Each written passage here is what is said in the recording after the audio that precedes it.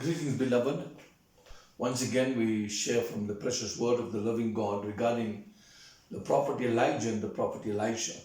We realized they had a close relationship with each other as they connected with each other in terms of destiny. We learn a few lessons from Elijah and Elisha. And the first lesson that we learn from this particular passage in 2 Kings chapter 2 was that Elijah's last miracle was Elisha's first miracle. Where do we find this? 2 Kings 2, 8 and 13. And verse 8 says, "And Elijah took his mantle and wrapped it together and smote the waters, and they were divided hither and thither, so that they too went over on dry ground." After Elijah was taken up, and we see in verse 13, he took up also the mantle of Elijah that fell from him. He went back and stood by the bank of Jordan. Verse 14, "And he took the mantle of Elijah that fell from him and smote the waters and said, Where is the Lord God of Elijah? And when he also had smitten the waters, they parted hither and thither, and Elisha went over." When we connect with somebody in this life as a leader, we connect with somebody in this life as one that we begin to follow. When we learn from their experiences many things in life.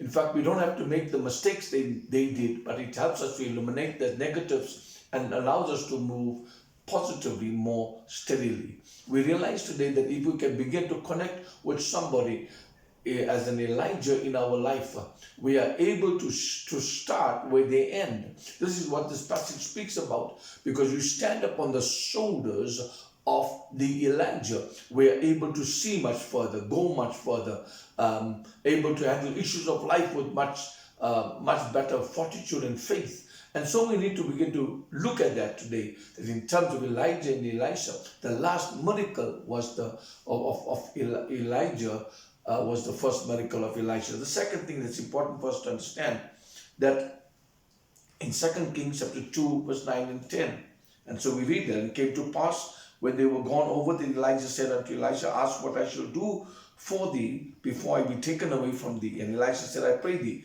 let a double portion of thy spirit be upon me."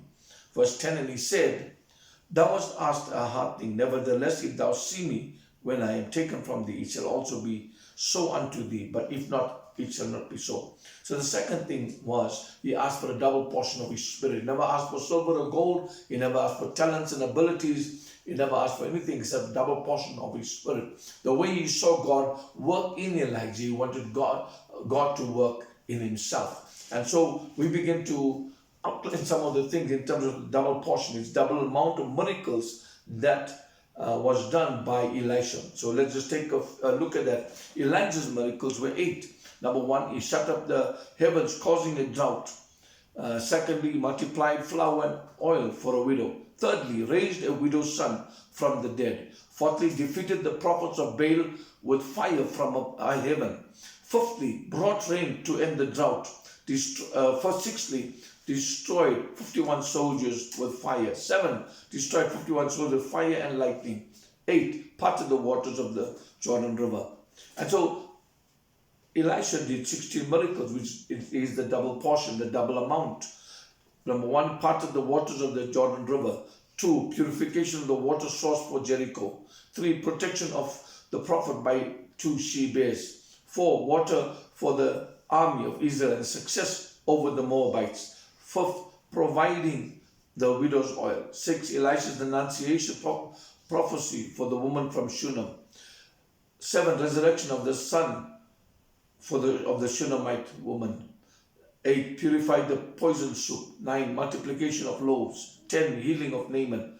11, Gehazi cursed with a skin disease. 12, miracle of finding the axe. 13, capturing a band of Arameans by striking them blind. 14, prophesying relief from the enemy and the famine. 15, prophesying the death of Ben-Hadad and the rise of Hazael.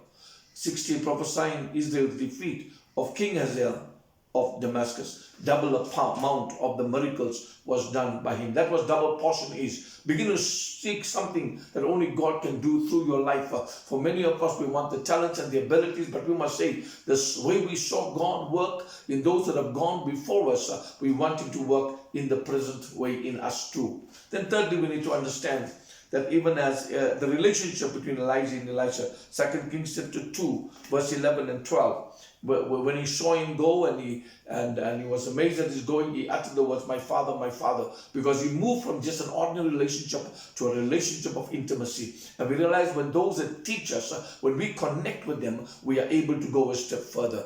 And then fourthly, we can go further than the previous generation. May God bless you as you focus on this.